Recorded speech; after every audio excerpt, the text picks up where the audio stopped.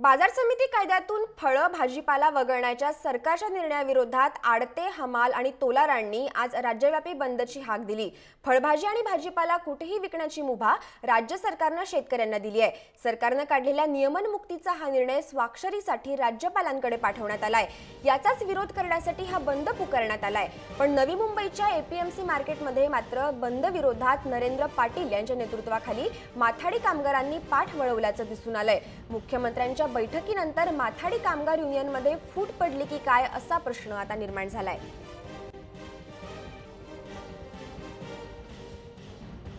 या बंदचा आढावा घेतला आमचे प्रतिनिधी रामनाथ दवणे यांनी। कायद्यातून फळभाज्या वगळण्याचा निर्णय राज्य सरकारने घेतल्यानंतर या सरकारच्या निर्णयाविरोधात आता या ठिकाणी व्यापारी उतरलेत। मुंबई कृषी उत्पन्न बाजार समितीच्या आवारात सध्या आपण आहोत। संपूर्ण फळभाजी मार्केट त्याच पद्धतीने भाजी मार्केट जे आहे हे बंद ठेवण्यात आलेलं आहे।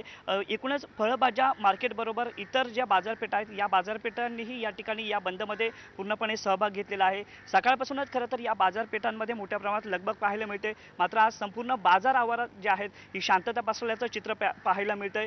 शेतकऱ्यांच्या मालाला हमीभाव मिळावा यासाठी राज्य सरकारने खरं तर हा निर्णय घेतल्याचं सांगण्यात येतं। मात्र शेतकरी वर्गातीलच काही राजकीय नेते मंडळी जे आहेत यांच्या हितासाठी राज्य सरकार फळ आणि भाजी जे आहेत हे बाजार समितीच्या कायद्यातून बदलण्याचा निर्णय घेत असल्याचा आरोप जे आहे हे व्यापारी करताना पाहायला मिळतात। एकूणच माथाडी त्याच पद्धतीने राज्यातील इतर जे व्यापारी जे आहेत हे या ठिकाणी मुंबई कृषी उत्पन्न बाजार समितीच्या नवी मुंबई येथे दाखल होणार आहेत आणि त्यानंतर राज्य सरकारच्या निर्णयाविरोधात नेमका कुठला ठोस भूमिका घ्यायची याविषयीचा निर्णय घेतला जाणार आहे।